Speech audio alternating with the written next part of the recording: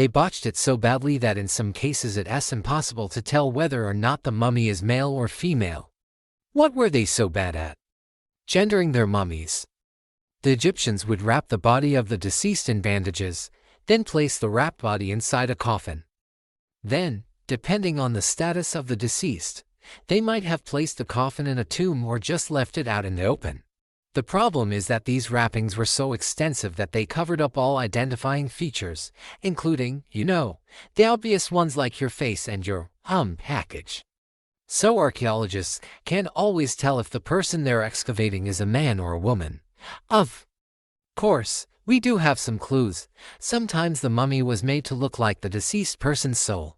So if the deceased person was believed to be a particularly fierce warrior, they might have been made to look more animalistic with claws and fangs, but for the most part, it's really hard to tell.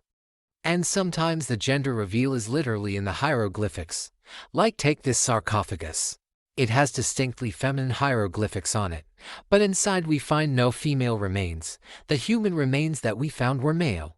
There are two possible explanations for this. 1. The ancient Egyptians were really bad at telling the difference between men and women. Or 2. They didn't care, but this evidence suggests that they didn't care.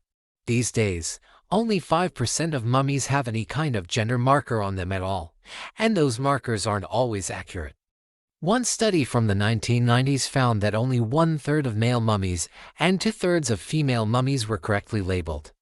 That means that 2/3 of female mummies were actually male and 2/3 of male mummies were actually female.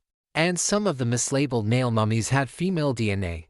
So either ancient Egyptians didn't care what gender you identified as or they just didn't care. They didn't care because in ancient Egypt, your gender didn't matter when you died.